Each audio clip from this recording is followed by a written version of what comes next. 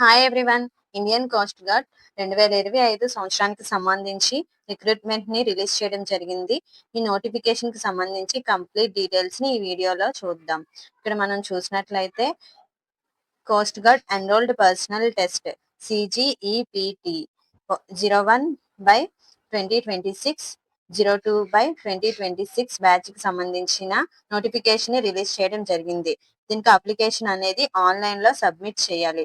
June 11th నుండి June 25th వరకు మీరు ఆన్లైన్ లో అప్లికేషన్ సబ్మిట్ చేయడానికి అవకాశం అయితే ఉంటుంది.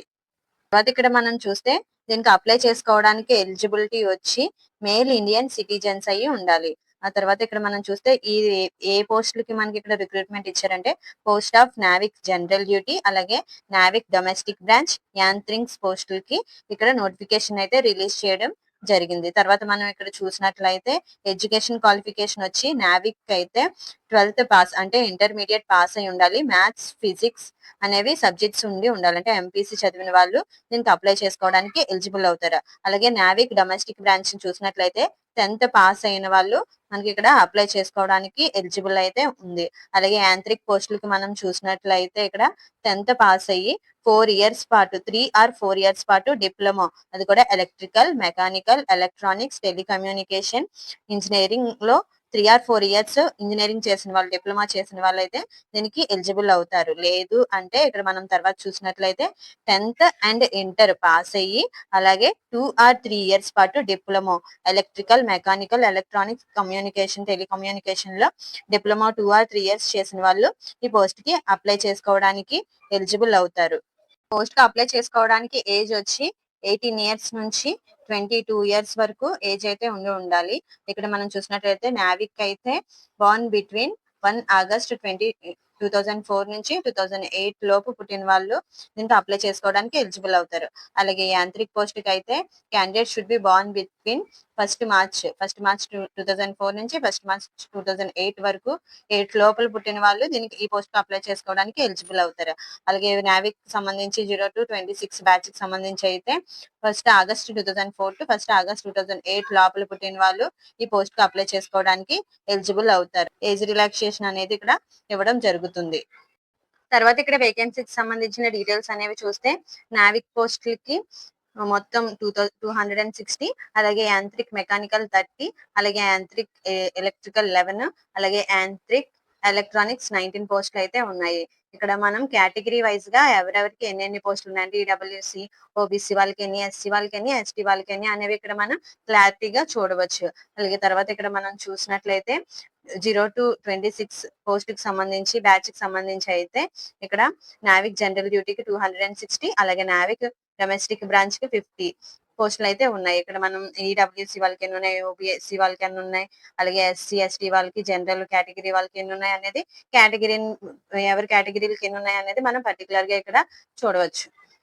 తర్వాత ఇక్కడ సెలక్షన్ ప్రొసీజర్ ఏ విధంగా ఉంటుంది అనేది మనం చూసినట్లయితే సెలక్షన్ ప్రొసీజర్ అనేది స్టేజ్ 1, స్టేజ్ 2, స్టేజ్ 3, స్టేజ్ 4 మొత్తం 4 స్టెప్స్ లో ఈ సెలక్షన్ ప్రొసీజర్ అనేది ఉంటుంది. అలాగే తర్వాత సెలక్షన్ అనేది నావిక్ జీడీ పోస్ట్ కి CGEPT 01-26 బ్యాచ్ కి, అలాగే CGEPT 02-26 బ్యాచ్ కి అయితే మెరిట్ లిస్ట్ ఆధారంగా ఈ వేకెన్సీకి సంబంధించి సెలక్షన్ ప్రొసీజర్ అయితే ఉంటుంది. ఇక్కడ మనం రిజిస్ట్రేషన్ చేసుకునేటప్పుడు అయితే లైవ్ ఇమేజ్ క్యాప్చర్ అయితే తీయడం జరుగుతుంది. మనం అప్లోడ్ చేసిన ఇమేజ్ అలాగే లైవ్ లో ఏ ఇమేజ్ అయితే క్యాప్చర్ చేస్తారో అది రెండు కూడా ఇక్కడ మ్యాచ్ అయి ఉండాలి. కాబట్టి మనం ఖచ్చితంగా 2-3 months బిఫోర్ తీసుకున్న ఇమేజ్ నే, పాస్పోర్ట్ సైజ్ ఫోటోని మాత్రమే మనం అప్లోడ్ చేయాల్సి ఉంటుంది ఇక్కడ. ఆ తర్వాత ఇక్కడ మనం చూసినట్లయితే బయోమెట్రిక్ కూడా వేయాల్సి ఉంటుంది. లెఫ్ట్ టెంబ్ బయోమెట్రిక్ వేయాలి. ఒకవేళ లెఫ్ట్ టెంబ్ బయోమెట్రిక్ అవ్వకపోయి ఉన్నట్లయితే రైట్ టెంబ్ అనేది మనం బయోమెట్రిక్ ఇక్కడ వేయవచ్చు. అలాగే తర్వాత ఇక్కడ మనం చూసినట్లయితే సిగ్నేచర్ అప్లోడ్ చేయాలి. ఆ తర్వాత ఐడెంటిఫికేషన్ మార్క్స్ అనేవి మనం ఇక్కడ ఆన్లైన్ అప్లికేషన్ లో మనం మెన్షన్ చేయాల్సి ఉంటుంది. ఒకసారి ఇవి మెన్షన్ చేసేటప్పుడు ఏవైనా ఫెయిల్ అయితే కనుక మనం మళ్ళా ఒకసారి చెక్ చేసుకొని దాన్ని మళ్ళా తిరిగి మనం ఇక్కడ మెన్షన్ చేయాల్సి ఉంటుంది అన్నమాట. అలాగే తర్వాత ఇక్కడ మనం చూసినట్లయితే స్టేజ్ 1 లో ఏముంటుంది అంటే కంప్యూటర్ బేస్డ్ ఆన్లైన్ ఎగ్జామ్ అనేది కండక్ట్ చేయడం జరుగుతుంది. ఈ ఆన్లైన్ ఎగ్జామ్ లో డాక్యుమెంట్ వెరిఫికేషన్ కూడా చేయడం జరుగుతుంది.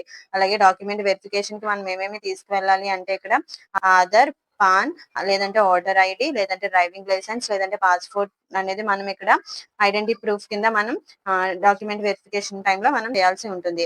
అలాగే ఇక్కడ ఈ అడ్మిట్ కార్డ్ అనేది ఎగ్జామినేషన్ టైంలో మనం తీసుకువెళ్లాల్సి ఉంటుంది. Passport size photo, 2 passport size photo అనేది చేయాల్సి ఉంటుంది. ఎస్సీ, ఎస్టీ వాళ్ళకైతే ఇక్కడ మనం చూసినట్లయితే ఒరిజినల్ సర్టిఫికేట్, క్యాస్ట్ సర్టిఫికేట్ అనేది మనకి ట్రావెలింగ్ అలవెన్సెస్ అనేవి వాళ్ళు ఇవ్వడం జరుగుతుంది.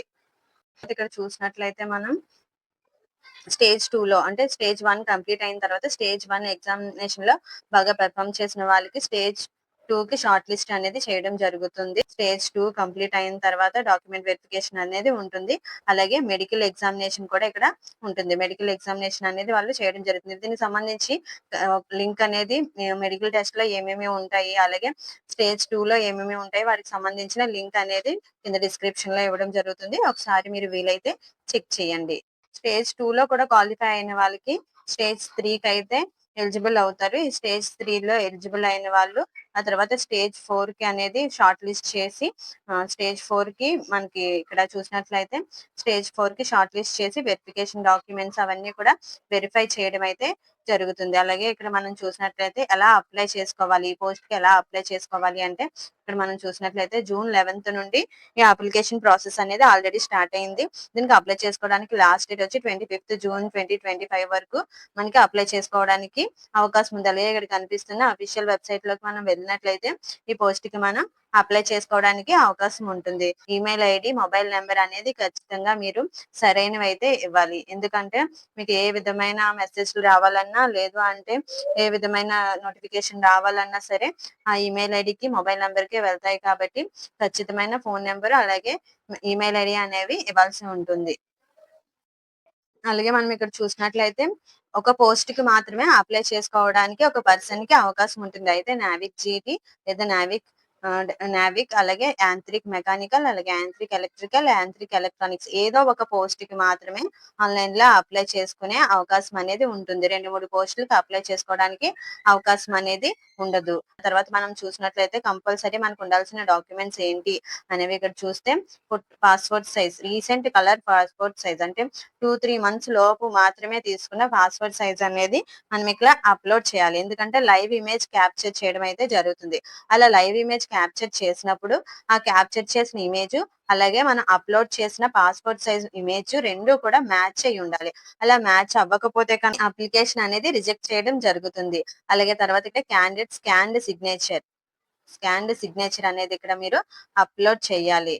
అలాగే date of birth proof, 10th mark sheet are birth certificate అనేది మనం ఇక్కడ అప్లోడ్ చేయొచ్చు. అలాగే ఐడెంటిటీ ప్రూఫ్ కింద ఇక్కడ మన ఆధార్ ని లేదా పాన్ కార్డ్ ని లేదా ఓటర్ ఐడిని, డ్రైవింగ్ లైసెన్స్ ని లేదా పాస్పోర్ట్ ని మనం ఇక్కడ అప్లోడ్ చేయాలి. అలాగే ఆల్రెడీ సర్వీస్ చేస్తున్న వాళ్ళైతే సర్వీస్ సర్టిఫికేట్ అనేది ఇక్కడ అప్లోడ్ చేయాల్సి ఉంటుంది. స్టేజ్ 1 లో క్వాలిఫై అయ్యి స్టేజ్ 2 కి ఎలిజిబుల్ అయిన వాళ్ళు ఇక్కడ చూస్తున్న సర్టిఫికేట్స్ అయితే మనం అప్లోడ్ చేయాల్సి ఉంటుంది. అవి ఏంటంటే ఎస్సీ, ఎస్టీ, ఓబీసీ వాళ్ళైతే దానికి సంబంధించిన సర్టిఫికేట్, 10th మార్క్ షీట్, అలాగే 10th సర్టిఫికేట్, అలాగే అడిషనల్ మార్క్స్ షీట్ 10th, అలాగే formula for conversion of CGPA grade into percentage of class 10th, అలాగే NOC from government organisation if candidate is employed అయితే కనుక already employee చేసిన వాళ్ళు అయితే కనుక వాళ్ళ ఎన్ఓసి సర్టిఫికేట్ అనేది ఇక్కడ అప్లోడ్ చేయాల్సి ఉంటుంది. అలాగే ఇక్కడ నావిక్ జీడీ క్యాండిడేట్స్ అయితే ఇక్కడ కనిపిస్తున్న సర్టిఫికేట్స్ ని అప్లోడ్ చేయాల్సి ఉంటుంది. అలాగే యాంత్రిక్ క్యాండిడేట్స్ అయితే ఇక్కడ మనకు కనిపిస్తున్న సర్టిఫికేట్స్ 12th మార్క్ షీట్, అలాగే 12th సర్టిఫికేట్, అలాగే ఇక్కడ ఉన్న ప్రతి సర్టిఫికేట్ ని అప్లోడ్ చేయాల్సి ఉంటుంది అన్నమాట. ఆన్లైన్ లో మనం అప్లై చేస్తున్నప్పుడు ఏ అడ్రస్ అయితే ఇక్కడ మనం ఇచ్చామో ఆ అడ్రస్, అలాగే ఎస్సీ, ఎస్టీ, ఓబీసీ సర్టిఫికెట్స్ లో ఏ అడ్రస్ అయితే ఉందో ఆ అడ్రస్ రెండు కూడా సేమ్ అయ్యి ఉండాలి. ఒకవేళ సేమ్ అయ్యి లేకపోతే కనుక అప్లికేషన్ అనేది రిజెక్ట్ చేయడం జరుగుతుంది. ఇక్కడ కనిపిస్తున్న వెబ్సైట్ ద్వారా అయితే మీరు వాటిని చెక్ చేసుకునే అవకాశం అయితే ఉంది. అలాగే తర్వాత ఇక్కడ మనం చూసినట్లయితే the size of all documents ఏవైతే మనం అప్లోడ్ చేస్తామో ఆ డాక్యుమెంట్స్ సైజ్ అనేది 50 KB నుంచి 150 KB మధ్యలో మాత్రమే ఉండాలి. అలాగే ఇక్కడ స్టేజ్ 2 అప్లికేషన్ క్లోజింగ్ డేట్ అనేది 31st జూలై 26 కి క్లోజ్ అవ్వడం అనేది జరుగుతుంది. తర్వాత ఇక్కడ మనం చూసినట్లయితే ఎగ్జామినేషన్ ఫీజు ఏ విధంగా ఉంటుంది అంటే ఎస్సీ, ఎస్టీ, ఓబీసీ వాళ్ళకైతే ఈ ఎగ్జామినేషన్ ఫీజు అనేది ఎగ్జామ్టెడ్ అయి ఉంటుంది. అంటే వాళ్ళు ఏ ఫీజు అనేది పే చేయాల్సిన అవసరం అయితే లేదు. రిమైనింగ్ ఎవరైతే ఉన్నారో వాళ్ళు రూ. 300 ఫీజ్ అనేది వాళ్ళు పే చేయాల్సి ఉంటుంది. ఆ ఫీజ్ అనేది ఇక్కడ మనం చూసినట్లయితే వీసా, మాస్టర్, ఈ రూపే క్రెడిట్ కార్డ్, అలాగే డెబిట్ కార్డ్, యూపీఐ ద్వారా పేమెంట్ చేయాల్సి ఉంటుంది. ఒకసారి పేమెంట్ చేసింది రీఫండ్ అయ్యే అవకాశం అయితే ఇక్కడ మనకి లేదు. ఎస్సీ, ఎస్టీ వాళ్ళైతే ఖచ్చితంగా వారి సర్టిఫికేట్ అనేది మనం చూపిస్తే కనుక వాళ్ళకి ఫీజు నుండి ఎగ్జామ్షన్ అనేది లభిస్తుంది. అలాగే ఇక్కడ తర్వాత చూసినట్లయితే ఇక్కడ ఎగ్జామినేషన్ సిటీ అంటే మనం ఎక్కడ ఎగ్జామ్ రాయాలి అనేది 5 ప్రిఫరెన్సెస్ అనేది మనం పెట్టుకోవడానికి చాయిస్ అయితే ఉంది. ఒకవేళ మనం ఫస్ట్ ఆప్షన్‌లో పెట్టుకున్నది ఇవ్వకపోయినా సెకండ్ ఆప్షన్‌లో అనేది పెట్టుకునేది వీళ్ళు ఎగ్జామినేషన్ సెంటర్‌కి వాళ్ళు అవకాశం ఉంటుందన్నమాట. వాళ్ళు ఇవ్వడానికి, ఇవ్వకపోవడానికి వాళ్ళకి పూర్తి అధికారం అయితే ఉన్నది. ఇక్కడ స్టేజ్ 1, స్టేజ్ 2, స్టేజ్ 3 డేట్స్ అనేవి ఏ విధంగా ఉన్నాయి అనేది ఇక్కడ వాళ్ళు మెన్షన్ చేయడం జరిగింది. అలాగే తర్వాత ఇక్కడ మనం చూసినట్లయితే రిజల్ట్ ఎప్పుడొస్తుంది అంటే ఎగ్జామ్ కండక్ట్ చేసిన 30 డేస్ లోపైతే రిజల్ట్ ఇవ్వడం అయితే జరుగుతుంది. అలాగే ఇక్కడ మనం చూసినట్లయితే ఏ స్టేజ్‌లో ఏ డాక్యుమెంట్స్ కావాలి అనే వాటికి సంబంధించి కంప్లీట్ ఇన్ఫర్మేషన్ అనేది ప్రొవైడ్ చేయడం జరిగింది.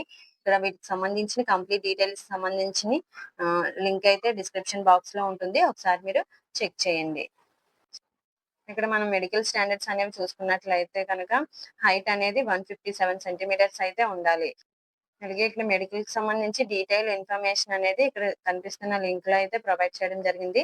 ఈ లింక్‌ని డిస్క్రిప్షన్ బాక్స్‌లో ఇవ్వడం జరుగుతుంది. ఒకసారి మీరు చెక్ చేయండి. పే స్కేల్ ఏ విధంగా ఉంటుంది అంటే బేసిక్ వచ్చి ఇక్కడ నావిక్ జనరల్ డ్యూటీకి అయితే 21,700 అనేది ఉంటుంది. అలాగే నావిక్ డొమెస్టిక్ బ్రాంచ్‌కి వచ్చి 21,700 అలాగే యాంత్రిక్‌కి వచ్చి అయితే 29,200 అనేది పే స్కేల్ ఉండడం జరుగుతుంది. పాటు అదర్ బెనిఫిట్స్ అనేవి కూడా వాళ్ళు ప్రొవైడ్ చేయడం జరుగుతుంది. సో, ఇది ఇండియన్ కోస్ట్ గార్డ్ నోటిఫికేషన్‌కి సంబంధించిన కంప్లీట్ ఇన్ఫర్మేషన్. సో, ఈ ఇన్ఫర్మేషన్ వాల్యుబుల్ అనిపిస్తే లైక్ చేయండి, షేర్ చేయండి. ఇండియన్ నేవీలో జాబ్ చేయాలి అనుకునే వారికి ఈ వీడియోనైతే షేర్ చేయండి. Thank you.